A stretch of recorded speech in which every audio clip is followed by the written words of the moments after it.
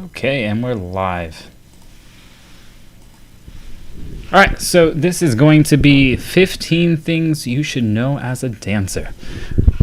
Welcome to the stream. We are Free Focus Dance, and we are some New York City dancers, and we're going to fill in you guys about new and beginner dancer tips. Okay, so last week we did before you started dancing and what you should know. And this week, I know we got a lot of cameras. This camera up here.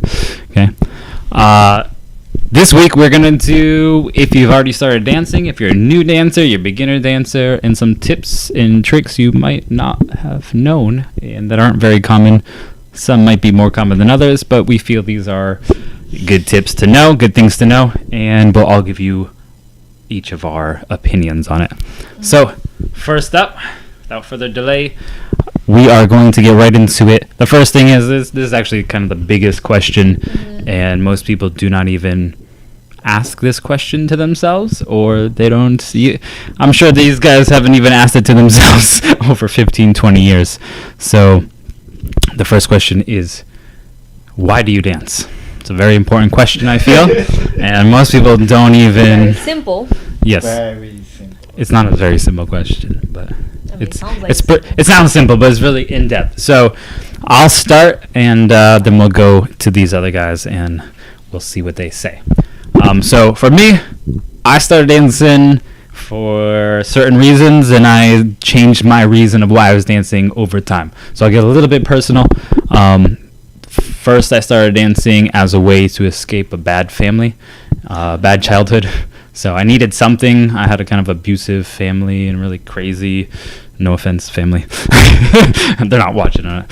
But I did it to escape. I needed something to not be depressed, and I had really bad thoughts, some suicidal thoughts when I was younger, abusive family, and I needed something to get away. I didn't like school. I was a little bit different. Still a little bit different. And can you stop messing with my camera? Just focus on here, because you don't fuck up the whole stream for whoever that is. All right. So anyway, I tried to escape my childhood problems, some abusive family stuff. And when I was in high school, I met somebody who was breaking. I saw in our pep rally, we had a high school in America, you have pep rallies, and it's basically like once or twice a year, all the after school, like the baseball, the basketball teams, the volleyball team, whatever, they kind of give a little showcase, and they try to get people interested in their club. And I said there was 4 breakers, and they did something, and I was like, oh, that's super cool, and I want to do that, and it kind of gave me some motivation. And then sophomore year of high school, I ended up seeing the person who I saw do the breaking, and I was like, hey, you're the guy who does the breaking. And he said, yeah. And I was like, I really would like to do that, I just don't know how. This was like when YouTube was really just starting. So it was it wasn't easy to learn dance, especially I'm from a suburb. So he said, yeah, he was really cool. He said, yeah, let's, you come after school. We do Tuesdays, Thursdays, come after, and I'll teach you. And I did, and that's how I get started. So my beginning reason was to escape childhood problems. After I had moved to New York City when I was 17, 18 years old, then I took a little break, but then it was kind of for a hobby. I was doing film, and I needed something to do after I was doing film. It takes a lot of money. I was in an editing process. I need to save up more, write scripts and stuff. And I decided to look up dance. I was like, I loved dance before. And I looked it up, and it was just for getting into shape, getting a hobby. I was doing a little workout, and I thought dance would be better than working out. And I ended up falling in love with it. I quit doing filming and just went hardcore dance, and that's been my life ever since. And then it kind of changed over time. I did it for confidence reasons, and then I did it for girls, and then after getting a girl, I just did it for my own passion. It kind of changed, and I mean, it's something you gotta think about yourself, and I had to think about it. Why did I do it? And some reasons were better than others, but that's something you should know. Something you should know at least for yourself, and if even the base question of, do you want to be doing this for a hobby? do you want to be doing this just for exercise? Do you want to be doing this professionally? You know, those are three kind of main categories, if you will. So I did it kind of hobby and then became more professional. So I'll go to Mio over here, and I'll go first. yep. Why did you start dancing? I mean, not why did you start, but why do you dance? Why I do dance? You want to hold it? Oh, I'm You gonna can hold hold it. I'm gonna sing it.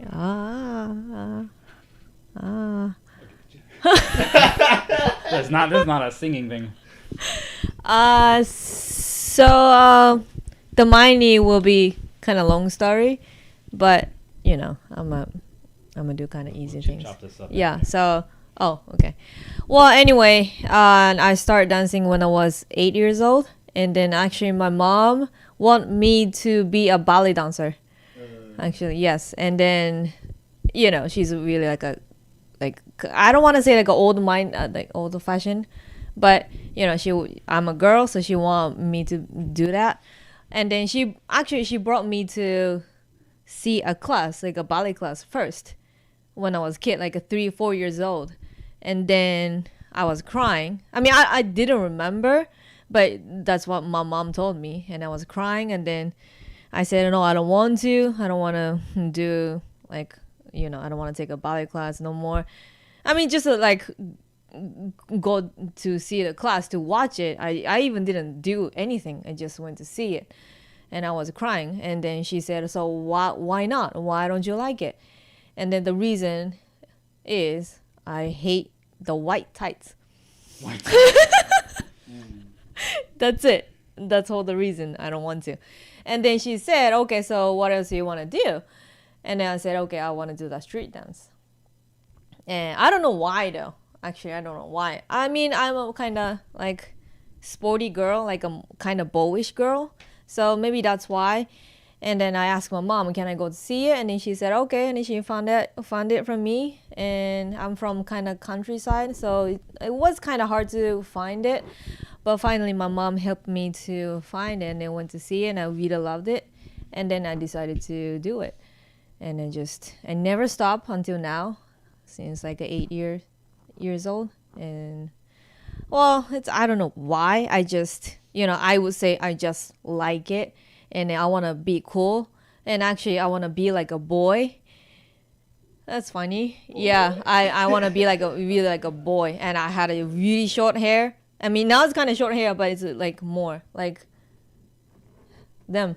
The really short hair, and then never wear the skirt, only like pants and sneakers and like a kind of baggy t-shirt. I always like that. So. And why do you dance now?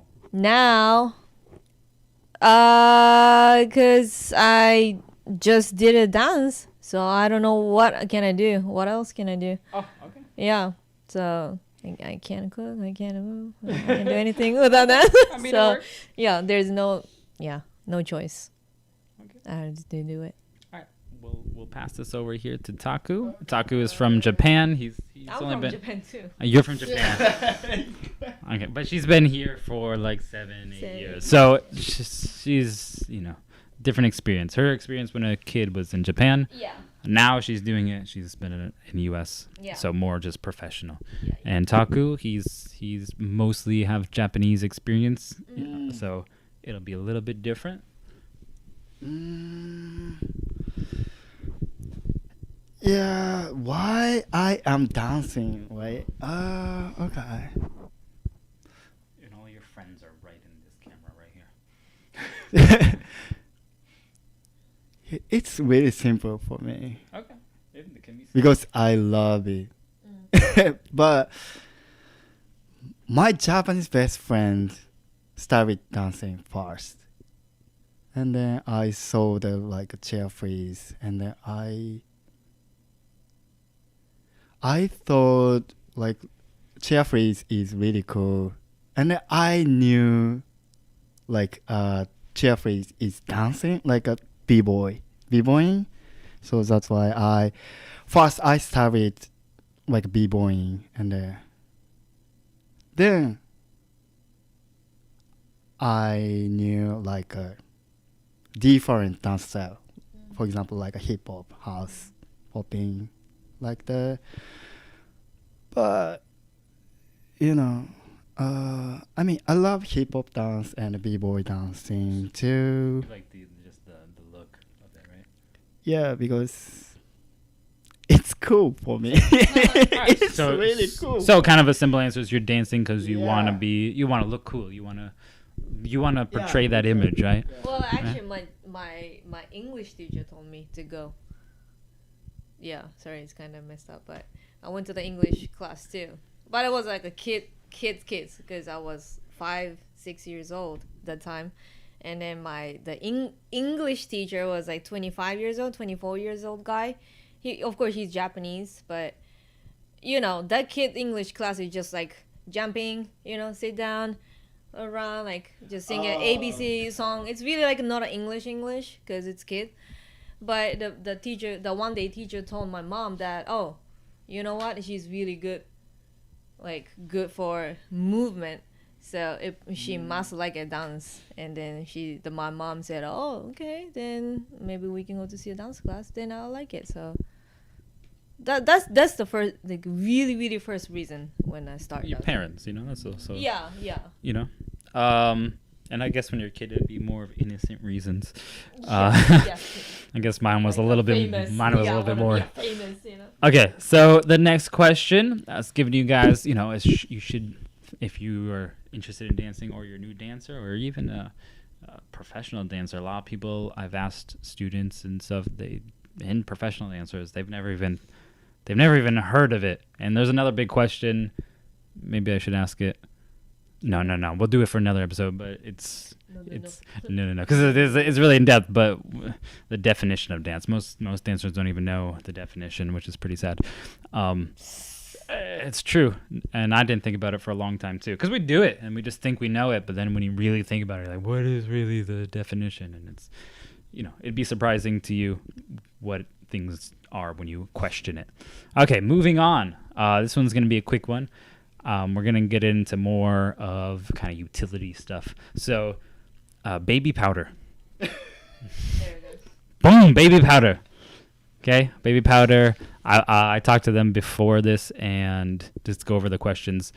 For house dancers and some hip-hop dancers, baby powder is going to be your friend.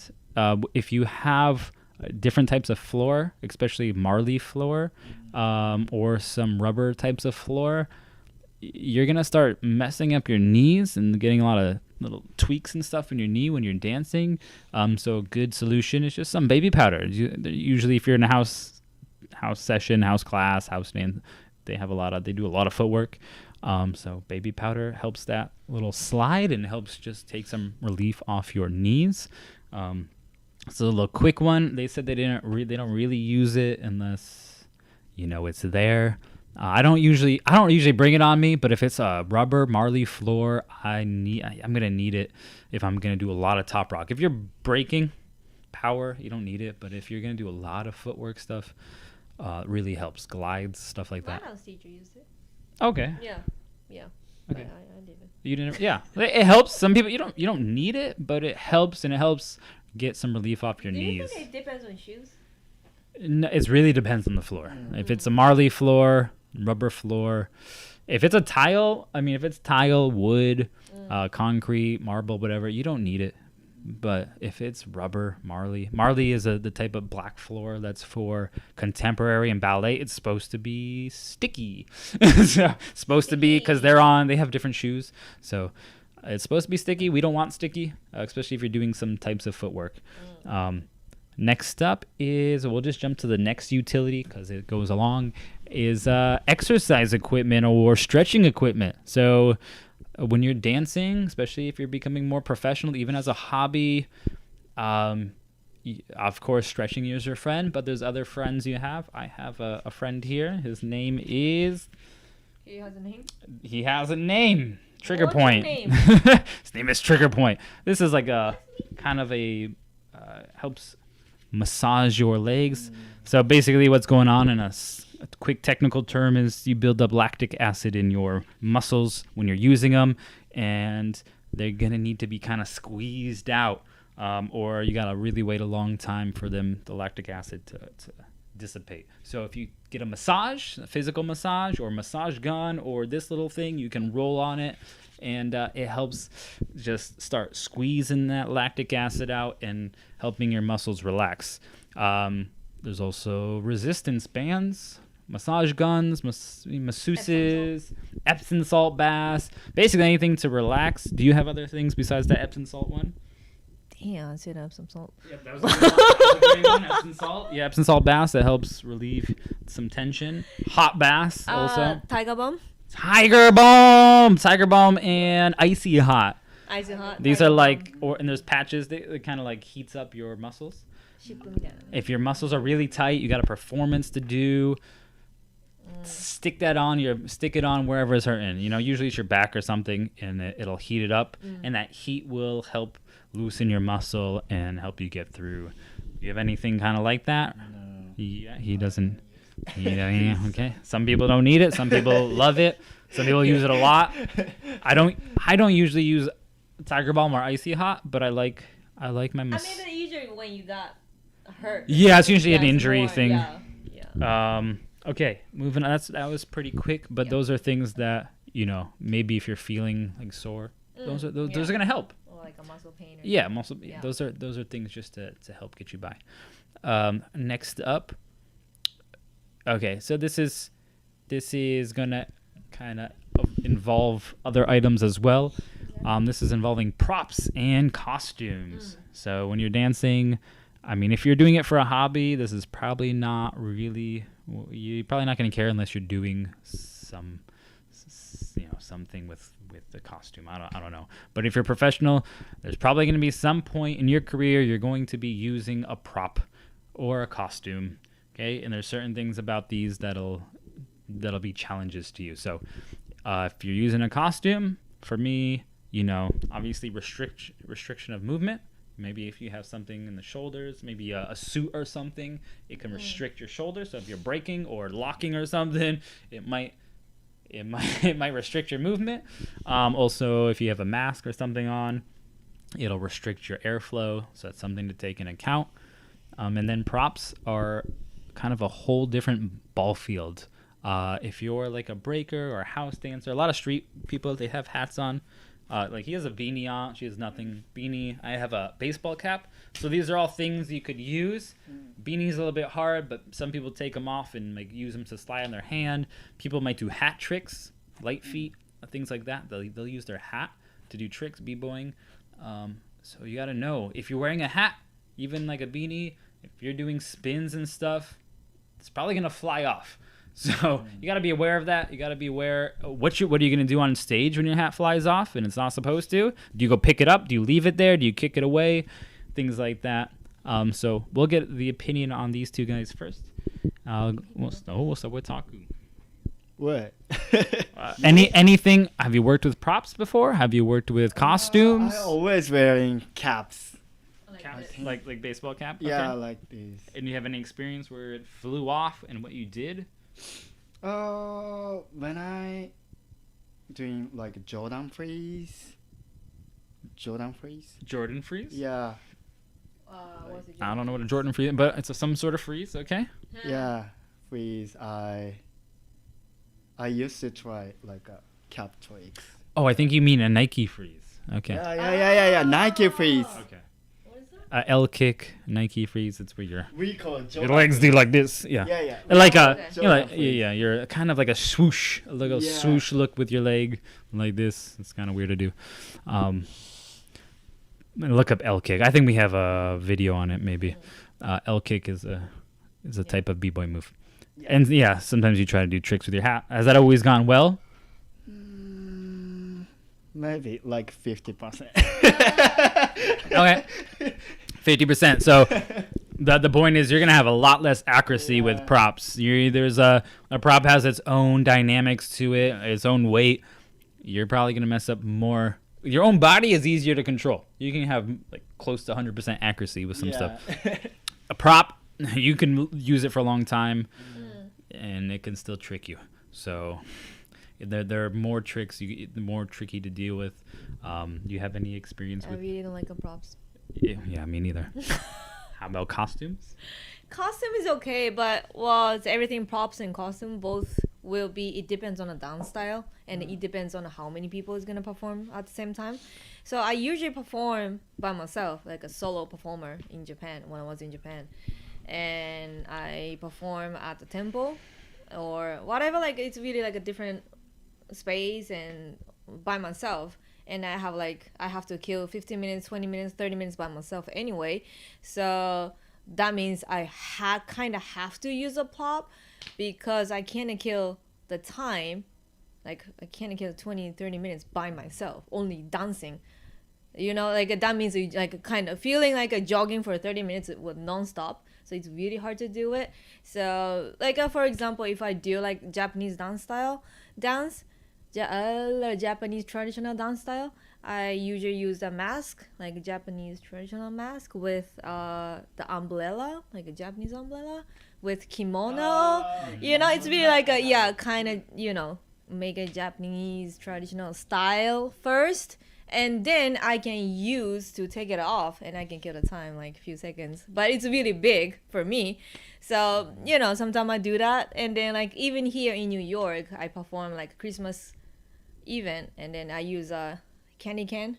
Candy cane. Yeah, or like a lightning costume, and I have to turn on and turn off by myself during the perform, which is a little hard to do. Yeah. So I really don't like it.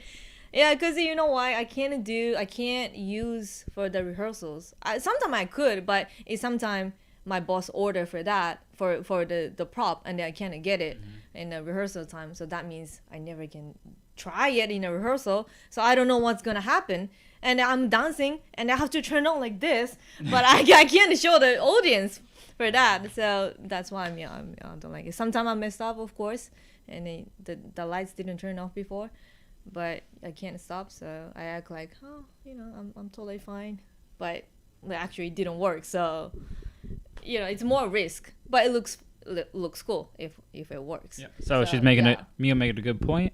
So props, they're really difficult, and you get a lot less accuracy with them, but they also add to what you're doing. They add character. They add more ambiance. They add a lot to it, and so that's why people use them. But they have that kind of give and take. Like they're hard, difficult. Trying to switch things on, trying to get props to work the right way. Sometimes they break, sometimes they fly away. And you gotta kind of be quick on your feet to how you deal with that. And yeah, we'll get into another episode more on just performing because it's a huge thing. But yeah, it's a good point. Props are a good and bad thing. Just beware when you're doing props. Don't just be like, I want to add a prop because it's cool.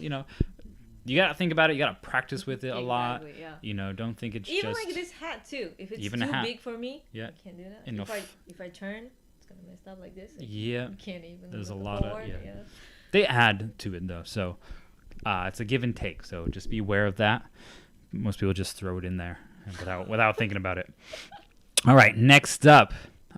This is also involves performances, and it's not really talked about a lot, even though I think it's common across every dancer, from new dancers beginning, even professional 20-30 year dancers, is when you're gonna go perform, or even if it's not really performing, even if you're just getting into a circle or something like that, but basically performing in front of an audience where you're the show, you're the focus, you're gonna be nervous, and it doesn't ever really go away.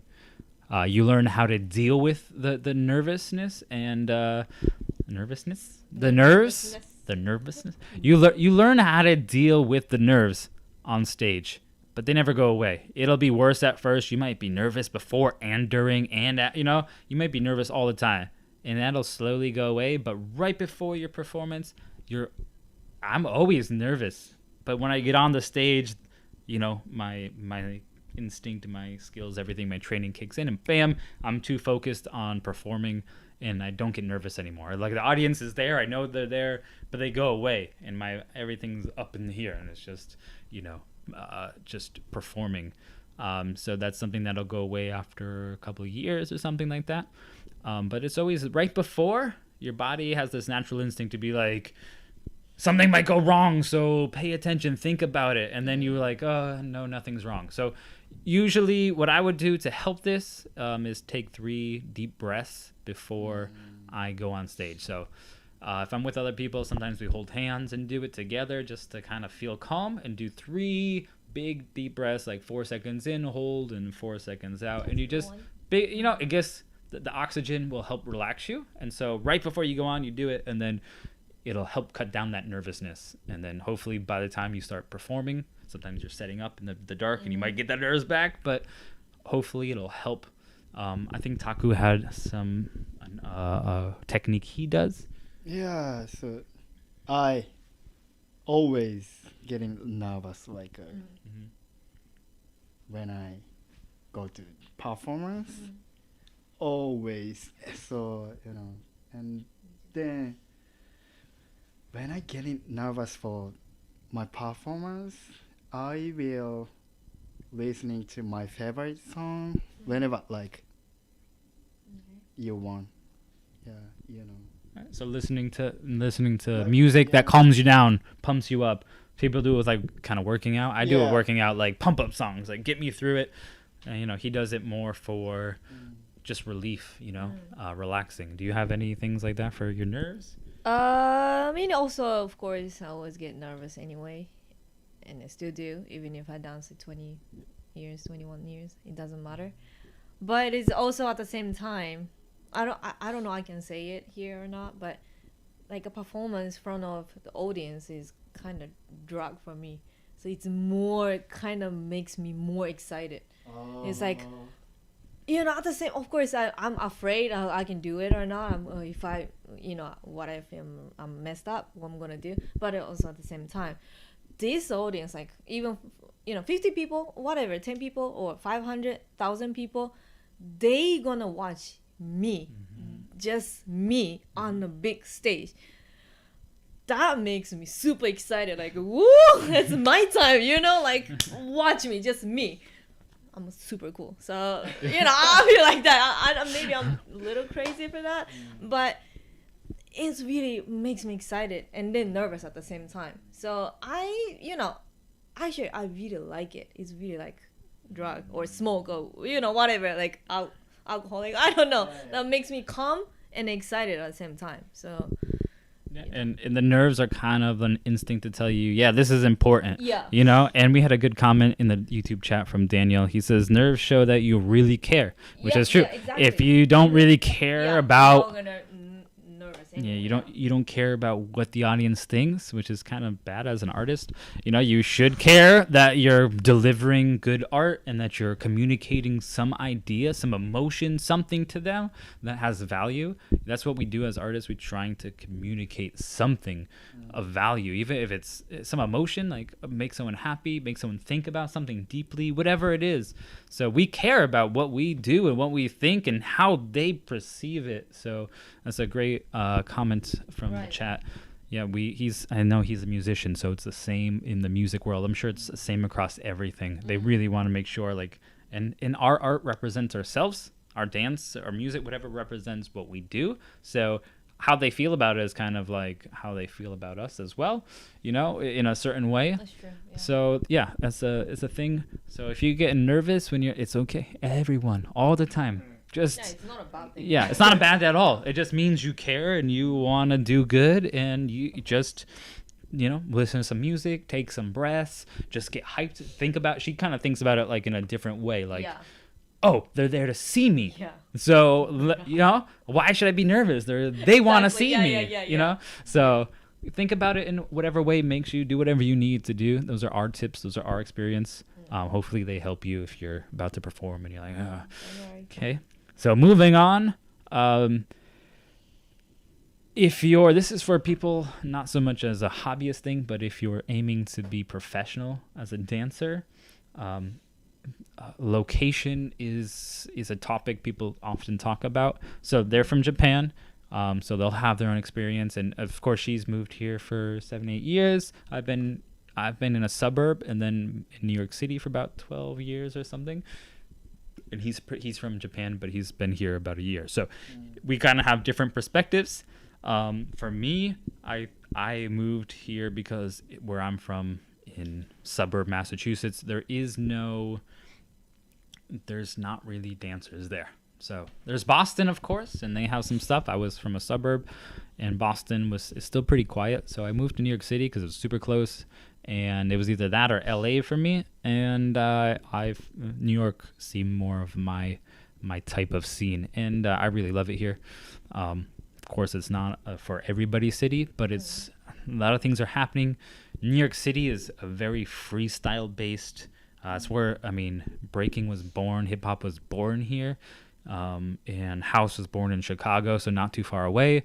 So there's a lot of that freestyle, really individual, personal kind of dance here. Whereas if you go towards California, you're going to find more of the commercial music video backup dancer. I don't really enjoy that style. I think it's not very, for me, hip hop. We can have a whole video on this, but for me, hip hop is all about the individuality. Even if you're with a group, you should still have your individual, and everyone looking exactly the same for me is really bubblegum pop. It's really watered down, has no flavor for me, and I know it's really big, but for me, that's how I feel. So if you're gonna go to LA, if that's your style, if you just want to be a backup dancer, commercial, then that's great. That's for you.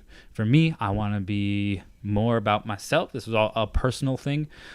So that's why New York is really good if you're about yourself. About your art and about being personal, about being unique and creative, and that's what it is for me. Yeah, I agree with that. Yeah, there's also like Miami and Las Vegas. Las Vegas is more show. It's mostly just shows, What type of show? Like big Las Vegas shows, just bing, shows. It's kind of like LA, but less commercial stuff and more just shows. Like Showmanship. It's more show stuff. That's kind of, we can do a whole topic on this stuff. And then Miami also has some stuff, but I don't really know a lot about it.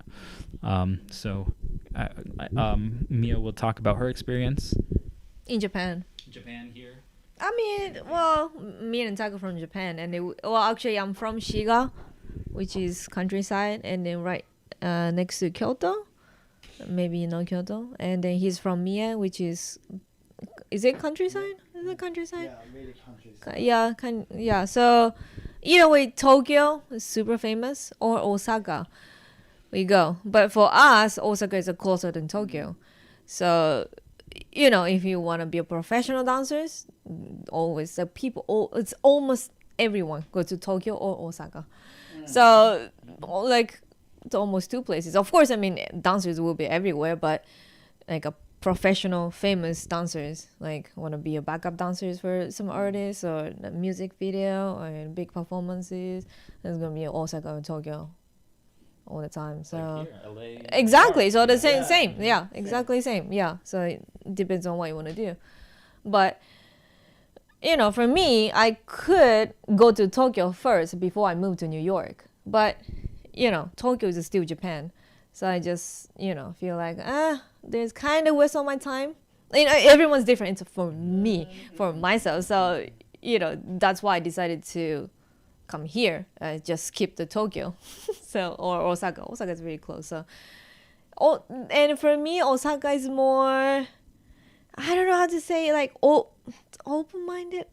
I don't know. Yeah, I think so. Yeah, right. They're like New York, right? Where they're more. Yeah, like more freestyle, more whatever they freedom. want. Yeah. Exactly. Yeah, even if they don't, like, everyone look kind of different, but it's okay. Like more fun. So I like Osaka, and Tokyo is more kind of LA. It's the 90 degrees. The arm 90 degrees. Oh no, you're wrong. Boo. Yeah, so that's why. I don't know how to say it, but you know what I mean. Yeah. And what about you? I think you kind of said I the think I was saying same the type of Same thing. right? Yeah, Okay. yeah. Yeah. So it's same even halfway across the world. Okay. Yeah. All right. So next up we have. Okay, this is about practicing And so if you're a new or a beginner dancer, I'm sure you're practicing. You should be practicing. The more you practice, the better you get. You only have so much time, so you should be practicing. But on the topic of practice is how to practice. And we're going to kind of focus on how should you practice, or our ideas of how to practice. For me, I learned when I was younger, and I think this is true for most younger dancers, especially guys. We don't really care. We're just going hardcore. Yeah, we don't stretch. We just do it. We just don't care. We're doing really hard tricks. Yeah. We're not really worried about our body or injuries or anything like that. Just go, go, go, go, go, go. Yeah. Okay. But you soon realize after a few dozen injuries, like, you know what? I want to be a professional dancer. I want to have jobs, and I can't do those jobs if my finger's broken, if my ankle's broken, if my knee's thrown out, if my rotator cuff's torn.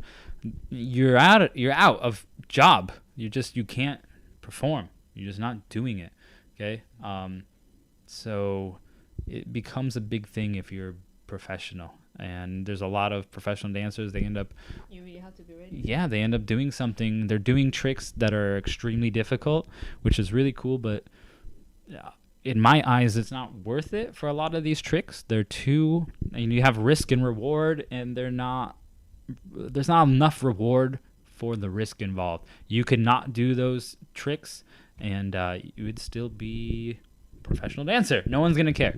I had a student come up to me 2 days ago, and he's a newer break dancer, and he asked me, "Can you do suicides?" Which is like jumping and throwing yourself onto like your back, like doing a flip but not landing on your feet, landing on your stomach, or doing like jumping backwards and then landing on your shoulder. And people do it. I've seen it.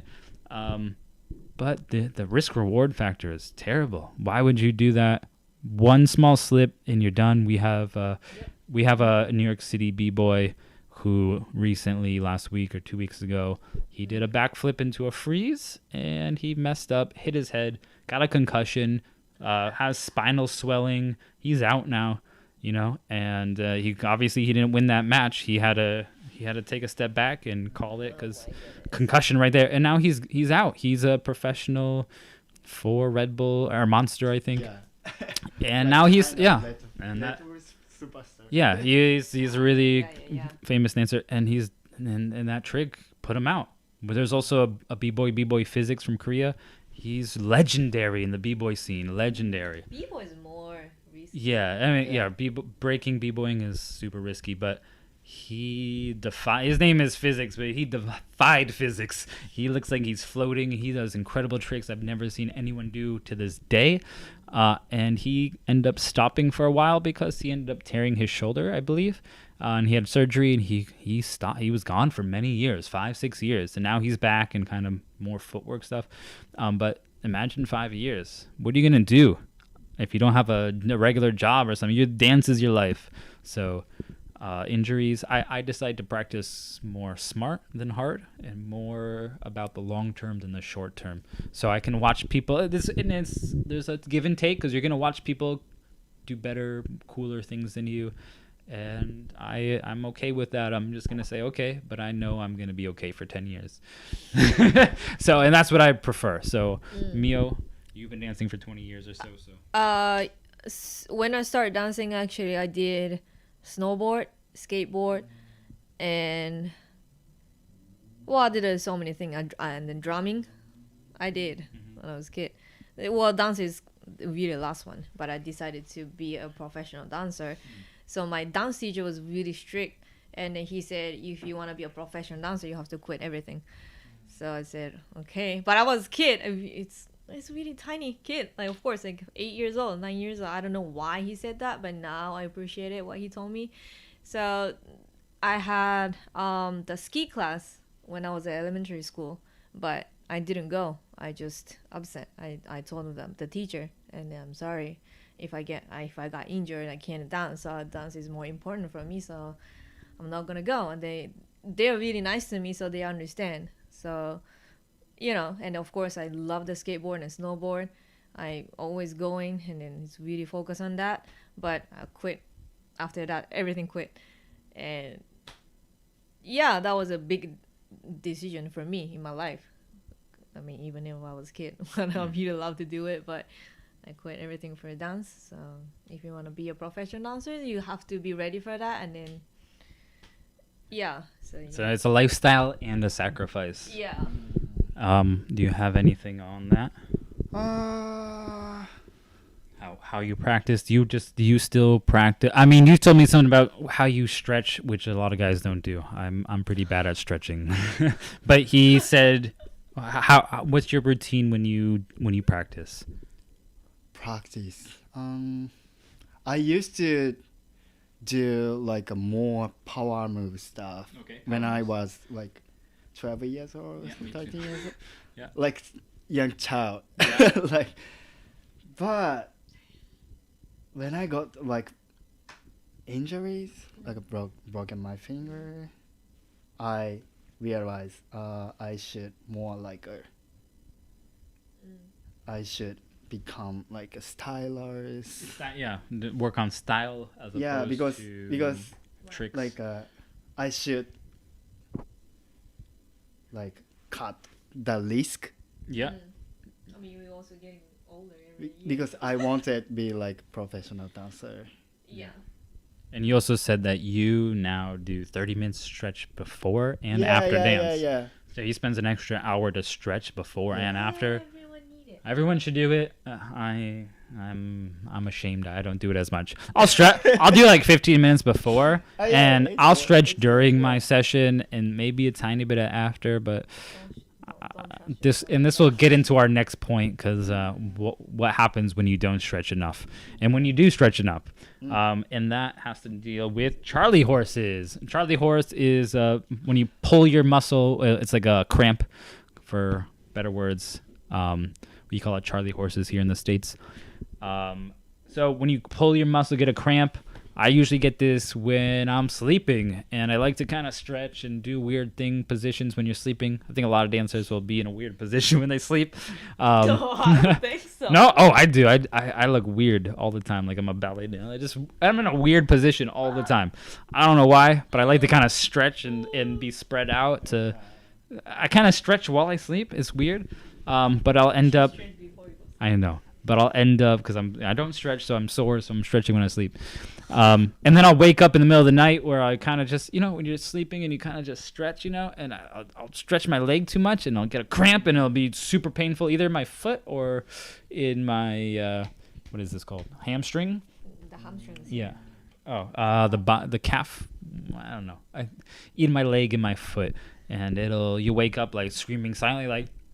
Yeah, right. Yeah, I know. And you can't scream. It's just so Yeah. painful, and they really can't do anything. I just try to just massage it, and I'm just sitting there for like 5-10 minutes, just like almost crying, and just can't. And sometimes I've done it like sometimes I'll do like 2-3 times in a night, and it's terrible. She gave me a really good tip about this, and if you take your foot, and apparently it's common, I didn't know it, but if you take your foot and you flex it backward, I have dirty socks. I was going to say that. Okay, we won't show my socks. Okay, we'll go this way. We'll go this way. It's a white sock. Okay, so if you flex your foot this way, it'll help relieve that pain pretty quickly. Actually, I don't know what the magic trick is, but it works. I think a muscle. They're trying to use it, and it's really tight when you have it. Yeah. So you have to stretch like this. Yeah. Dirty socks. Yeah, everyone. Yeah. So we're socks. Socks here. Okay. So that's a good trick. I mean, his trick is just to stretch after he does his dancing Water. and drinking water. Yeah, I'm never getting. In the chat, we had tonic water also helps recover. I'm not sure exactly, but Google it and maybe that's a thing. Okay. So make sure you stretch, drink water, all that, especially before you go to bed. Because you're going to wake up screaming one time silently, like, Silent scream. Yeah, silent screams. They're kind of funny if you think about it. But they're so funny. they're extremely painful. Extremely painful for no reason. I heard from my friend. Yeah. Okay. And then we have something that also involves it's not really performing. It involves all the dance. So when people are dancing, most of the time, and I think this comes with certain styles of dance, but also when you're new and beginning at dance, your hands are super important. When people look at somebody, when someone's talking or looking at somebody, there's two main things they look at. The first is your eyes, which is your face. They're looking at your eyes, and then they look at your hands. Okay, those are the two most important things. It doesn't matter if you're a public speaker, if you're this crazy girl over here. People are gonna, when they talk to you, they look at your eyes and they look at your hands. That's why people kind of talk with their hands and stuff. Okay, and they use their eyes. So a lot of people do not pay attention to what they're doing with their hands. When I was first starting, I would always record myself. So when I watched myself back, I was like, what are my hands doing? Why they're like, look weird. They're just doing weird stuff. My fingers are they're just weird. And I teach a lot of people, and it's the same. I say they're always like I've seen claws, and their fingers are just like this. Like they're just doing this. They're paying attention only to their feet and only to their like legs, and their hands are just doing weird things. And I did it too, so it's not like to blame anyone, but pay attention to what your hands are doing. If you're doing something like waving or something, usually you're focused on your hands. You know, you're making a shape. If you're doing what is it? Bollywood? Yeah, Bollywood. You know, they do have like wolf, and they have different signs for their hands, so they're paying attention to their hands. And the other part of this is because you're paying attention to your eyes. Don't look at the floor. People pay attention to your eyes, and if you can see someone's eyes, you can see their whole body within your peripheral vision. Okay. If you're looking at the floor, people are going to look at your eyes, see that you're looking somewhere else, and they're going to look at where you're looking, which is your feet. When they look at your feet, they miss all of your upper body. Okay? You can use that to your advantage if you want to trace or look at your hand. It's like magician. It's like sleight of hand. They'll look somewhere to make everyone else look at what you're looking at. Like, what is that? And people will just look even though there's nothing. So it can help you. You trace and you do something, and you looking at what you're doing. That can enhance it, but also most people, when they're new at dancing, they're too paid attention to their feet. So they're also shy too. Yeah. So, and also that's gonna change. They're just gonna change your body. If you're looking down, you're gonna see bend your spine. It's gonna change. Yeah, gonna change your whole posture. It changes everything. It looks so small, but in Bboying and some other big tricks, it really, really matters. Handstands, and it matters for audience and performing. You want to look, even if you can't look directly at somebody, you want to look right at their forehead or right past their shoulder. Yeah, okay. Look at their chest. Look at their forehead. Look past them, because looking at someone's eyes, they're gonna give you something back, and you're gonna be like, "What are they thinking?" Well, you know, you're gonna give you something if they like it or don't, or they're confused. So don't look at their eyes. Look right above it. Or just kind of look somewhere. Just find a spot in space that's not in the ground. If you do too much, it really looks creepy to like. Look, okay. I try to find a spot, even if it's like to the right or something. Just try to find somewhere, okay? And that's not going to distract you. Do you guys have anything similar to that, or? I mean, I had a really bad hand before. I mean, actually, my left hand, it was always like this, and it stay right here. All the time.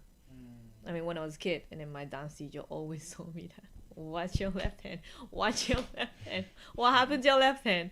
And then, you know, my mom would record me all the time, like you, you know, and then I watch myself at home, and it's always like this. But I really didn't know that until I see myself, and then, you know, I realized, oh, that's right, it's really weird. It's really weird. Like this. Yeah. All the time. Yeah. I mean, I hope I don't have it now, but it probably I still have it a little bit. I'll have to pay attention next time. You have something? You have something like that? Yeah, I have. When I getting nervous. Oh yeah. I always touching my face. I think. Oh, that's good. That's a good one. Okay. But I know it's not good. I know. Okay. So no, I know. I mean, like, me too though. Yeah. Like that. Like that. Oh yeah. I don't know. That's like a lying thing, touching like this. So maybe I'm lying. Okay. Anyway, maybe she's lying about this whole thing. Okay. Next up is about dancing. This is more, I guess, for professional people going that professional route. Is work. What are you gonna do for work? For me, in my experience, and what I see in most dancers who are professionals, there's not a lot of work. It's like acting or music or anything like that. Art is a very high risk, high reward type of deal, and most people are going to not make it, even if you're great. There's a lot involved in it. There's a lot about marketing and a lot about contacts. There's a lot of involved in it that has nothing to do with your talent. So even if you're super talented, you might not get a lot of work, and it's probably not going to be a lot of work that's going to, I don't know who's texting me. There's going to probably be a lot of work that is not going to, you get a lot of work, but it's not going to pay all your bills. I know it's my student. So turn this down. So I know dancers who work for the Brooklyn Nets, for the Rocketeers, the Rockettes, Yeah. and some other big famous dance teams in New York City, and they've told me themselves, I thought I silenced this. God damn. Okay.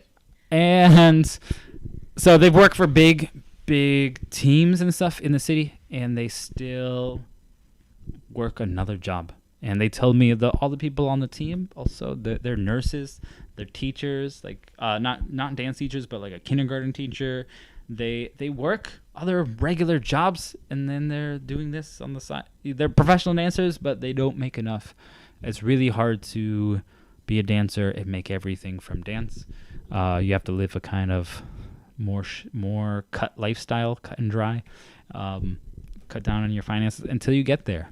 Because most of us, this is our passion. We don't want to just give up. We can't give up. So we're going to do what we can.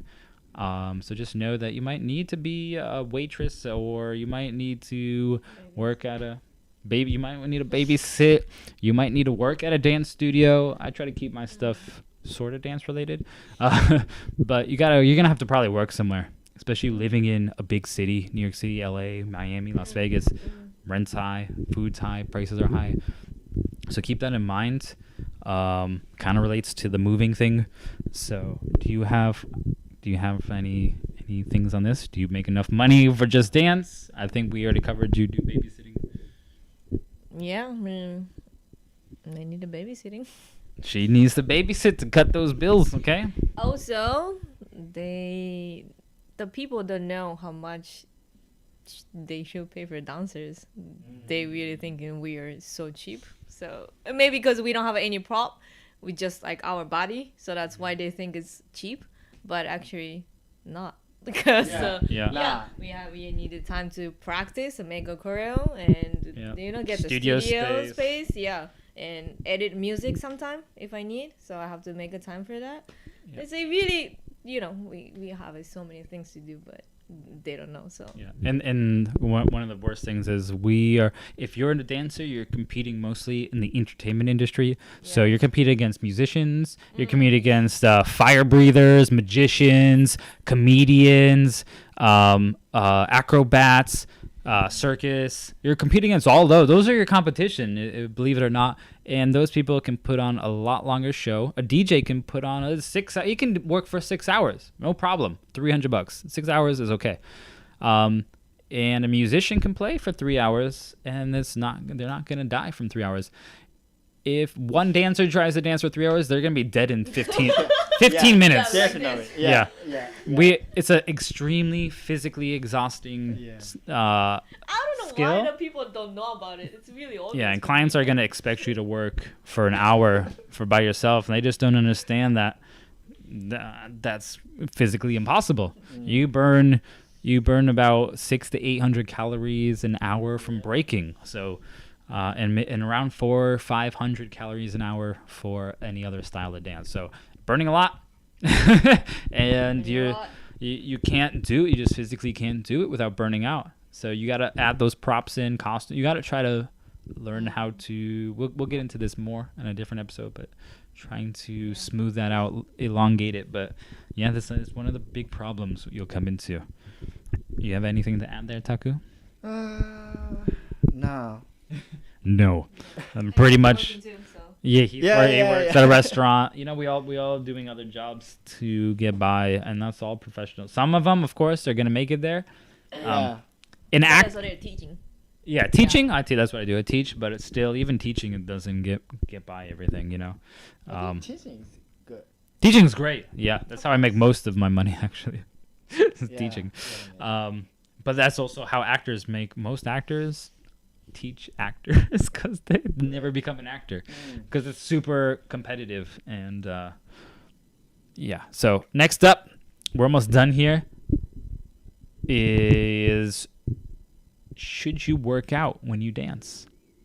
Okay, so this is I get this asked a lot from my students: is should I work out? Should I be doing crunches and push-ups, and should I weight lift? I need the strength, right? Especially they're doing a lot of breaking. For me personally, I don't work out at all. I mean, I work out a little bit now because the virus and the pandemic and everything's locked down, and I'm getting corona fat. So I work out now because there's really nothing. I don't have a space to dance.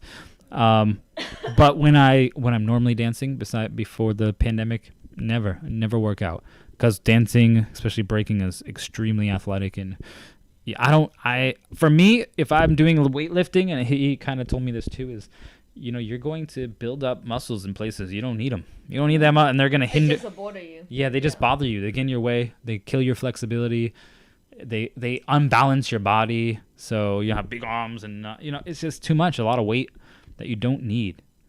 Dancers are more even. They have an equilibrium to them. So, you had something to say on this a little bit. I working out almost every day.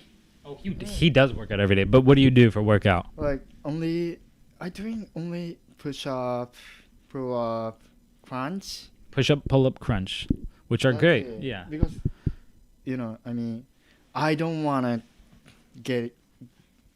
get like a waist muscle for my dance style. Yeah. You just want to get any big muscles. Muscular. Yeah. And waste the energy and all that. Yeah. Also, little bit running. Running. Yeah. Anything. running's Yeah. good. Cardio, running, biking, those Yeah. things. Cardio kind of stuff is okay. Yeah. It's not really working. It's not like, yeah. when I say workout, I mostly mean like weightlifting. But yeah, cardio stuff like that is totally cool. Even working out, if you concentrate on your core, that's always great. We're always using our core. That's really good. Yeah, but I'd be careful about, especially guys. They love their arms and the pecs, and it's like you're gonna be off balance. So just be Right. careful on that. Dancers are not a bodybuilder, so you don't have to do too much. You give us the girl perspective.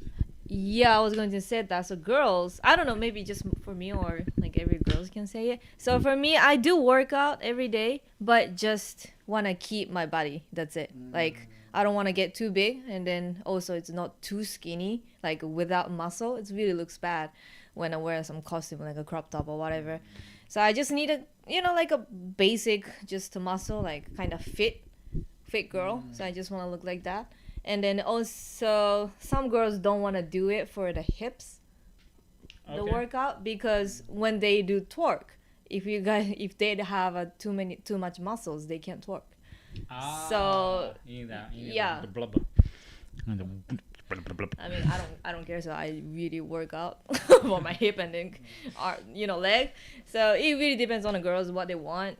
But for me, yeah, I just want to look fit and like not too much, muscle, but it's still kind of fit. So that's what I do. But of course, it's not too much. Okay. Yeah. It's usually pretty mild when people work out. Yeah. I wouldn't say don't work out. I just say be careful, especially heavy weightlifting. Yeah, I get them. Because it's gonna go against what you want to do. So we have a couple more. We're gonna be quick. This next one's pretty quick. I just want to mention it. No one's gonna mention it to you, so I'm gonna mention it to you now. Especially you break or do anything that really uses your core muscles, you're gonna end up farting. You're gonna end up letting a little poof go. Hey, I'm sure not for you. Okay. Not for her. Okay, but I've teach a lot of people, and I've witnessed it many times. I've done it a few times myself. Sometimes you're crunching, you're doing a lot of, especially something that crunches your abs. You're gonna get that pressure, and it's gonna. Sometimes it just goes, and you're like, whoa. And I see people just like they're surprised, like, and they just kind of keep going, like just like boop, and you're like, it. I can hear it, but I know what it is because I've been through it. But it's not everyone does it, so it's not except for girls. But everyone else, we're gonna we do it. So it's you don't do it on purpose, but it can happen. You're crunching those muscles in, so it's just something to be aware of. Don't be embarrassed if it happens. Just kind of go cough it. Whatever you need to do, cover it up. It's always Okay. music, so you can play it right here. All right, 2 more points. Okay, number 14. We're almost done with our 15 points for the new and beginner dancers. So, eating. Every dancer loves eating. But the more important thing is, when should you eat? We could get a whole topic about nutrition. We're going to keep it simple right now and just stick to the topic of when should you eat? Should you eat right before you dance? Should you eat after? Should you starve yourself? There's a lot of different thoughts and theories on this. Some people, they don't want to eat at all. They want to feel really light. Some people want to eat for the energy. Some people have a certain amount of time before they dance, and some people will only eat certain things when they dance if they're hungry. So what I used to do, and it helped a lot, was if I felt hungry like an hour before or even during my session or practice or whatever show, I'm going to eat something really, really easily digestible, mostly bananas. Okay. Oh yeah. I think you're allergic to bananas, but bananas are really they have sugar in them. They got potassium and nitrate, and they're gonna be really easy to digest. Really, and they're gonna give you that energy boost right away. Dates and stuff like that also help. Sometimes just people eat a little bit of fruit because they're really fruit. I think fruit is pretty good. That gives you that little sugar boost, but also is really easy to digest. I don't suggest eating any kind of meat or anything heavy bread before. You're going to get really full. You might get cramps. I think you have like a certain rule before you work out, right? Oh, 3 hours before? Yeah. I usually do workout at nighttime, and then, I'm trying to eat dinner around the 7 p.m. and then I gotta wait 3 hours at least, and then like to digest, and then work out.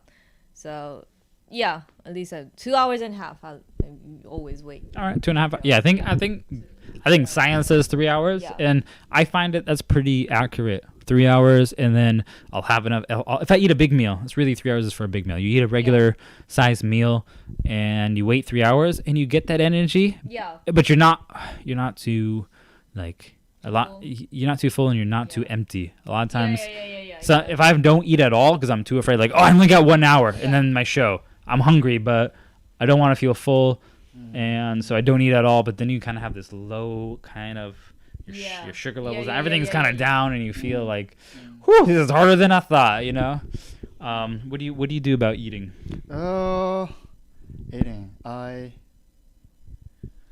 Eating. He's a robot. He doesn't eat. Like rice ball. He is rice balls. Okay, just a ball of rice. And how often? How long before? Like 30 minutes. 30 minutes before you eat a rice ball. Okay. So if you freeze hours. Or an hour? Hours. Yeah. Okay. So I mean, rice ball's pretty light. Yeah. Rice is still rice. Yeah, it's still rice. It's still pretty heavy, but he can do it. So it depends on people. Yeah, it really depends on the person. I think depends on people. Yeah, you gotta kind of try. It's okay. For you, it's okay. Basically, I mean, it's small, so kind of the thing is, don't eat too big before. And don't wait too long without eating because you won't have that energy. So it's kind of a give and take. It depends on your metabolism and everything and the person. But good tips are just eat some fruit. Bananas really good. Dates are really good. Yeah. Something small. Something that's easy to get down. Even shakes or something. Like the granola bar or something? Yeah, for me, I don't like the granola bar. It's still too heavy. But something is small. I don't care you like it or not. Okay. The granola bars for the girls. I mean, it's like a tiny. Yeah, something small. I mean, I think is the key. Small or easily digestible. And then the last thing we're gonna go off is sleeping. So sleeping. Actually, Taku, you can start with this one since you brought it up. Sleep, and it's. You said you really focus on sleeping. Yeah. Don't we all really focus Yeah. on.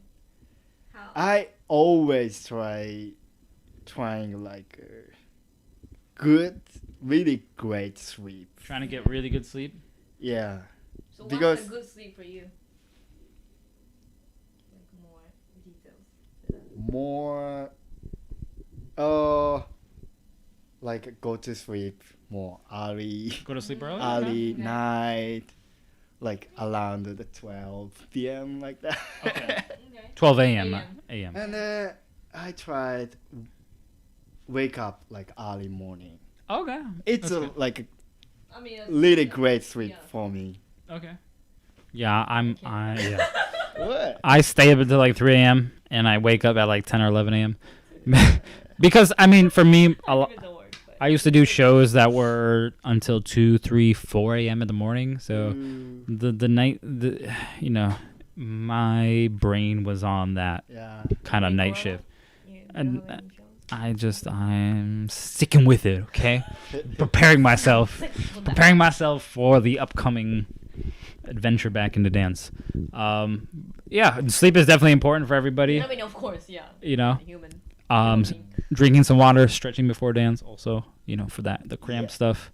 And yeah, getting good sleep. I think waking up early is good. If a lot of dancers are going to be doing night gigs at shows and clubs and things like that, so it's going to be tricky, but do what you can. I think sleep is of Just course try. really good. Just I mean, try. dance is only like a body. Body is Yeah. important, Our like the most important things for dancers. So eat healthy, sleep well.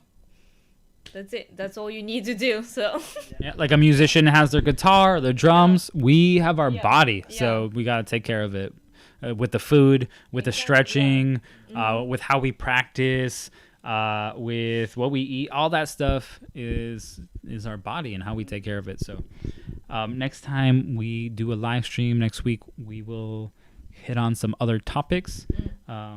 It might be something like performances or something along those lines, where we're going to help you, guide you through what to expect. Thank you everyone who showed up on YouTube and comments here. the other live stream. I read them through.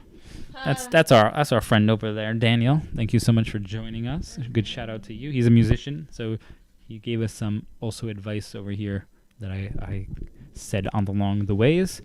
And a lot of it relates to musicians and other artists as well. So if you enjoyed what you heard, please consider subscribing, and we'll give you guys some more good content. If you have any questions and you've seen this after the live stream, make sure to leave a comment down below. We're more than happy to answer them. And that's about it. Thank you guys so much, and we'll see you next week. Next week. All right.